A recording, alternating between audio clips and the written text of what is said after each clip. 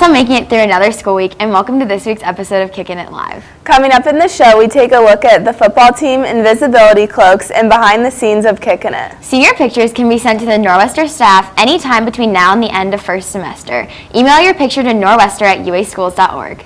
A digital file is preferred, and students must title their image with their name as they want it to appear in the yearbook. Seniors that don't submit a photo by January 12, 2016 will have their student ID photo appear in the yearbook. So make sure you get yours in on time, seniors. Producing Kickin' It Live isn't as easy as it may appear. So we decided to take you behind the scenes this week to show you what it's like in WARL. Each week, the cast of Kickin' It puts in an extensive amount of time towards the show both inside and outside of school hours. Although it is rigorous work, we love giving the weekly news to all of UAHS. We create and edit our own videos, write our own scripts, and plan for the upcoming shows. We now talk to Ed Wolf, co-producer of Kickin' It, about his job and the stress of being on staff. Behind the scenes, I'm usually either transitioning camera angles or I'm working with the soundboard, making sure everyone sounds okay live. Well, not everybody realizes how much time we put into the show in school and out of school, just to make sure everything is good and ready by Friday. Also, there's a lot of pressure on staff a lot of the time just to have their name and faces shown to the entire school. If you want to learn more about Kickin' It, come see us in WARL. Students, if you are interested in being a Kickin' It staff member during your senior year, you need to sign up for mass media and both broadcasting classes in order to be eligible. According to the Washington Post, the Justice Department is planning on releasing over 6,000 inmates across the United States early between October 30th and November 2nd. The inmates are mostly low-level drug offenders and are being released due to overcrowding. It is said to be the largest one-time prison release in U.S. history. And now let's kick it to Sarah and Sam with sports. Hey UA, welcome back to sports. The Field Hockey Bears play Kilbourne tonight at 7 in the Marv. It's their senior night, so come out and watch my partner in crime kill it on defense. Their record is a jaw-dropping 11-1, so I don't know why you wouldn't go. Thanks, Sam. Our team would love to see a large student section at our games tonight. Girls tennis has districts today and Saturday. Olivia and Paige Compa qualified in doubles as well as Anna Reynolds and Kira Jung. Evelyn Holman also qualified for singles. Good luck, Tennis Bears. The volleyball team got a huge win in 4 sets at the Dig Pink game. Congrats, girls. The football Bears got back on the winning track when they defeated Central Crossing 46-39 last Friday. The boys have moved to 5-1 on the year. Now a closer look at the football Bears and what to watch out for the rest of the season. The football Bears are taking everyone by storm with a record of 5-1 this season. Their reputation and expectations have dramatically changed since last year. We asked senior football captain Cole Capros who people should watch out for this year. You should probably watch out for Alex Turner, aka Tex. He's our best receiver we have. Tyree Spade at the pulling guard position. Nico Schumann, they call him the meatball, or the ball fury at fullback. Pretty hard tackle. The football Bears have been led all year by great senior leaders, and young players have stepped up as well. Along with Cole, Danny Logan, CJ Johnson, Nico Schumann, and Big Red Cole Pirowitz have been contributors to the team, and we wish them and the rest of the team the best of luck going forward.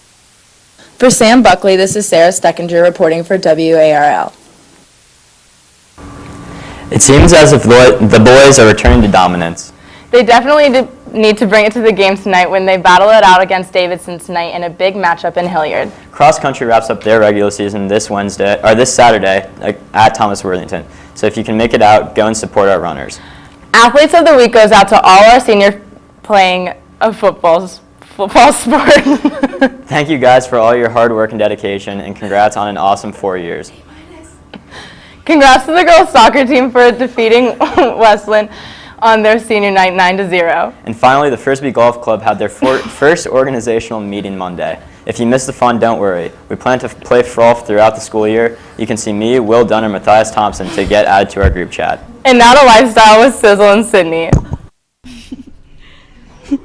Welcome back to Lifestyle. Behind us we have a photogram from Jessica Swanson and sinograms from Brooke Eppen and Edison Ammons. For those of you looking for something to do this weekend, UA's annual Fall Fest is at Fancy Berg Park on Sunday from 1 to 5. Fall Fest is free and includes activities like pumpkin carving, face painting, inflatable games, and more.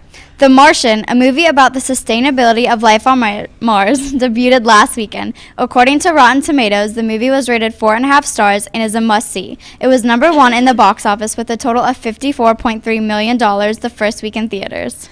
For all you American Horror Story fans, the season premiere of AHS Hotel aired Wednesday on FX. If you missed the first episode, you can catch up every Wednesday at 10 p.m. Now we take a look into some new advances in science. Harry Potter fans, be sure to stay tuned in for this.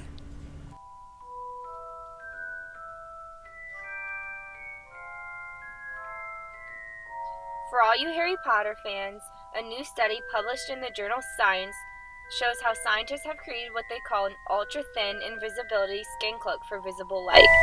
Usually, light bounces off of things and becomes distorted, which helps people see the angles and curves of an object. However, this cloak is covered with nano antennas made of tiny gold blocks of different sizes that can counteract that distortion, making it seem like the light is coming from a flat surface.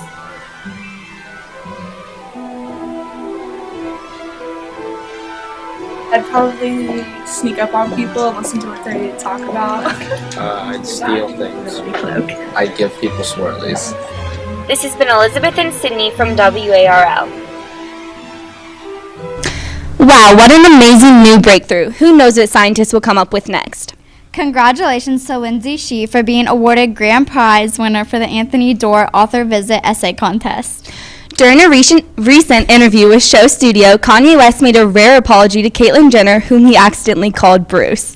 And now to Trending Fun with Jack and Nathan. Welcome back to Trending Fun, fresh off a stellar performance. Today we focus on fantasy football, the one program this season that everyone seems to be paying attention to. Whether it be DraftKings, Yahoo, ESPN, or your very own homegrown fantasy league, this fall phenomenon attracts both the diehards and the tryhards. Joining us today is our Fantasy Football League trophy, currently held by our very own Johnny Landolfi. This week, we took a closer look at the popular trend. How did you get into fantasy football? I actually got into fantasy football from my brother-in-law. He invited me into his league. I'd never thought about it before. I actually didn't know much about it, but when he invited me in, I figured I would do that for family reasons, and now I've kind of become addicted to it. I just like the week-to-week gameplay. You know, it's sort of competitive, even though you don't have much control. The competitiveness of it is fun. It's fun to be in a group with friends and family. It's just fun all the way around. Do you have a connection with any of your fantasy football players? Yeah, without a doubt. I'm very, very close with Alan Hearns. He's a wide receiver for the Jacksonville Jaguars. And I'm also tight with Rob Gronkowski, who plays for the Patriots. Nathan Martin actually got me into DraftKings. Huge mistake. I won a lot last year, and I am doing very, very poor this year. What is your fantasy football team name? NB. What does it stand for? Never beaten. I'm undefeated because NB always finds a way to win, whether if it's my kicker needs to score 15 points on a Monday night when I'm down 14, he will find a way. Fantasy football is a growing trend for girls as well, as they shared their valuable insight. Did you see Dwight Schrute play this weekend? Yeah, doesn't he play for the Packers? Kicker Beyond Song had 6 field goals this week. What do you think about this? I thought he played awesome. I'm going to have him on my fantasy team next week. A rookie running back for the Cleveland Browns, Simon Birch, had 200 yards and 5 touchdowns. What do you think about this? I watched the game. He was really fast and he killed it out there. How do you feel about Jackie Moon's performance in the Ohio State game this weekend? It was awesome. He did really well. Fantasy leagues seem pretty intense, especially with football games lasting upwards of 4 hours, according to the Associated Press. It must be time-consuming as well. I don't know if I would ever participate in fantasy sports. I mean, besides the countless hours you invest in DraftKings each night, right? We don't need to discuss that. Now let's take a look at the dress code. Dress code doesn't seem to be a problem at Upper Arlington High School, but what about neighboring schools? Student handbooks from different schools show a lot of contrasts in dress policies. Hastings Middle School heavily restricts students' wardrobes and demonstrates a long list of inappropriate attire. Our school's dress code is much more relaxed than opposing schools, many of which ban common teenage trends like hats and pants with holes in them. The policy for any school can be found in their respective student handbooks, usually available on their district websites.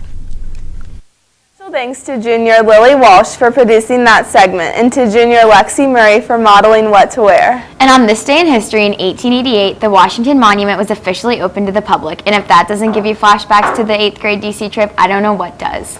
Also, on this day in history, Winston Churchill and Joseph Stalin began their 9-day-long conference over the war in Germany and the future of Europe. In more recent news, according to the Daily Skim, Cheerios has recalled 2 million boxes that were supposed to be gluten-free. It turns out the free part was a mistake.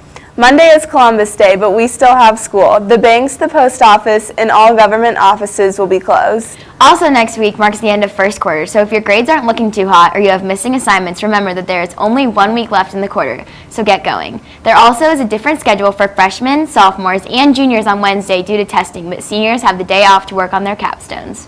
Next Friday, we'll take a look at the benefits of yoga, the Scotland Exchange Program, and girls soccer. Thanks for watching, and go Bears! Can I kick it? Yes, you can. Can I kick it? Yes, you can. Can I kick it? Yes, you can. Can I kick it?